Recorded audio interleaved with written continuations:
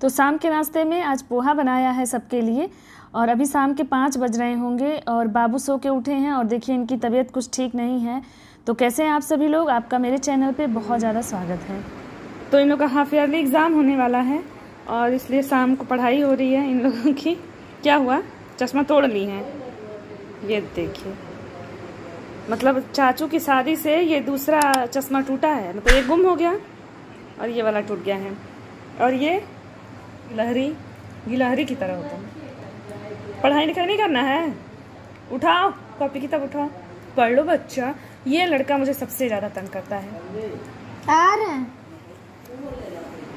तो शाम का नाश्ता कराने के बाद फिर से किचन में आ गई हूँ और ये फ्रिज में 8 दिनों की मलाई पड़ी हुई थी, तो सोच रही हूँ कि आज इसका भी काम कर लूँ, क्योंकि ऐसे ही पड़े पड़े भूल जाता है। मैं यहाँ पे मक्खन निकाल रही हूँ और इसका घी बनाऊंगी। आज ट्यूसडे के दिन ये कर रही हूँ क्योंकि टाइम नहीं मिला, संडे को थोड़ा सा बिजी हो गए थे। तो चलिए मक्खन निकाल लेती हूँ।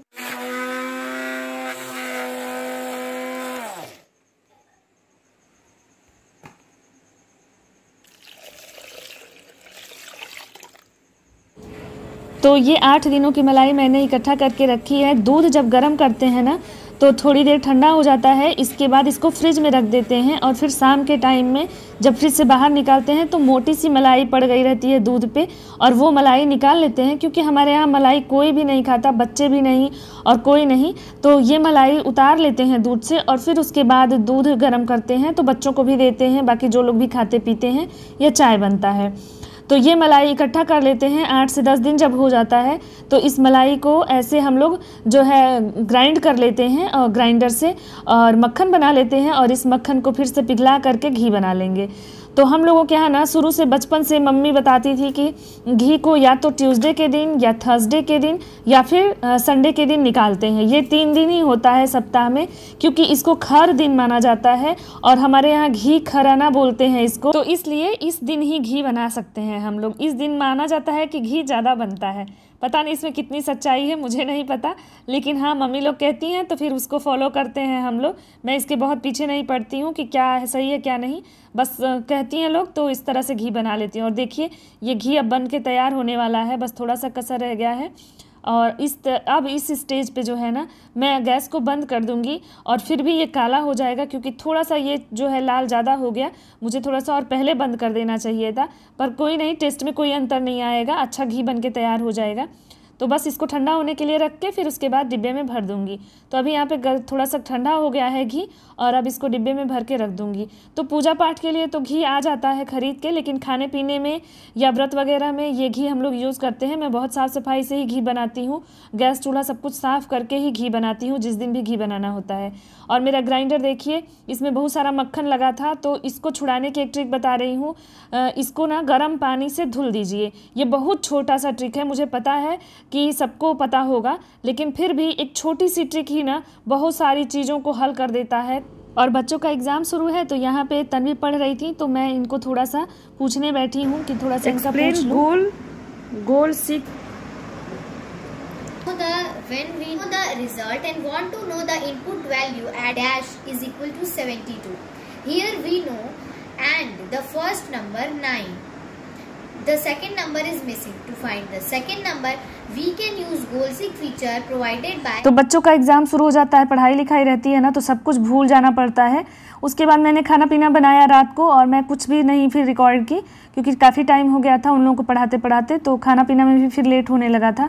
और यहाँ पे देखिए मैंने कबाड़ा सारा इकट्ठा किया हुआ है, मतलब घर के जितने कबाड़ हैं, और सारी इन चीज़ों को ना मैं फेंकती नहीं हूँ। आपको पता है, जो लोग रेगुलर मेरे वीडियोस देखते हैं, मैं गार्डन के लिए या घर में भी कुछ चीज़ें बनाना होता है तो इनसे बनाती रहती हूँ।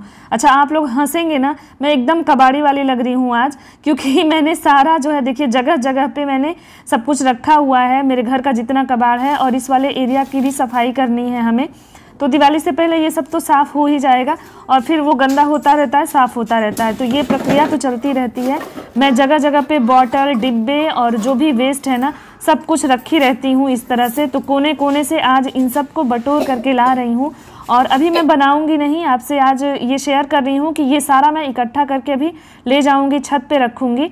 और इन सब से DIY करती रहती हूँ। आपको पता है, जो लोग रेगुलर हैं, और जो लोग नहीं जानते हैं वो लोग देख लें। मैंने जो भी गार्डन बनाया है ना, तो उसमें इन सब चीज़ों को यूज़ करती रहती हूँ। कई सारे वीडियोज़ में मैंने शेयर किया हुआ है।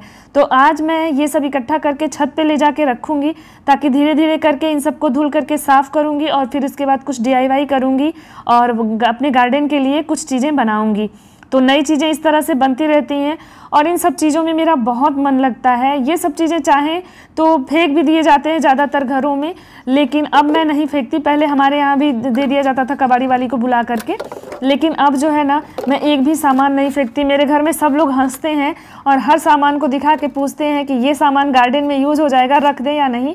तो मजाक भी बनता है, लेकिन हाँ, कहीं ना कहीं सब लोग खुश भी होते हैं कि इन सारी चीज़ों को मैं यूज कर देती हूँ, रिसाइकिल कर देती हूँ, और मुझे भी बड़ा अच्छा लगता है। तो ये सारा काम मुझे खुद ही करना अच्छा लगता है, इसलिए मैं हमेशा करती रहती हूँ। और यहाँ पे इस टब में ना मैंने कंपोस्ट बनाया हुआ है, किचन वेस्ट से जो कंपोस्ट बनता है। तो ये देखिए कितना बढ़िया खाद बन के तैयार हो गया है। और अब मैं इसको जो है बोरियों में भर लूँगी और इस टब को खाली करूँगी और फिर नया खाद बनाने की प्रक्रिया शुरू करूँगी। तो ये देखिए, आपको दिखाती हूँ, इतना बढ़िया ये खाद बनके, और इसकी खुशबू ना आप देखेंगे, इतना बढ़िया खुशबू ये देता है कि लगता ही नहीं है कि ये सड़ा करके बना हुआ है फल और सब्जियों के छिलकों से। इतना बढ़िया ये खाद बनके तैयार होता है। तो इसका पूरा प्रोसेस मैंने एक वीडियो में शेयर किया हुआ है, बहुत पहले मैंने वीडियो डाला था। अगर आप लोग कमेंट करेंगे तो मैं इसका प्रोसेस भी आपके साथ शेयर कर दूंगी।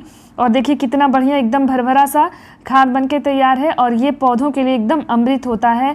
तो इसलिए किचन वेस्ट को फेंका मत करिए, आप लोग यूज कर सकते हैं तो करिए, और पौधों के लिए एकदम जान है, समझिए, बहुत बढ़िया चीज़ है। और मैं इसको बनाती हूँ और अभी बोरी में भर के इसको रख लूँगी। इसके अलावा छत पे कुछ गंदगी हो रखी थी, तो इस वाले एरिया में जिधर गार्डन नहीं है, तो उस वाले एरिया से मैं इन सारी चीज़ों को साफ़ करूँगी। कुछ सीढ़ी पे भी गंदगी थी, इन सारी चीज़ों को भी आज साफ़ करके मैंने इस तरह से बोरियों में भर दिया है ये सारा कूड़ा।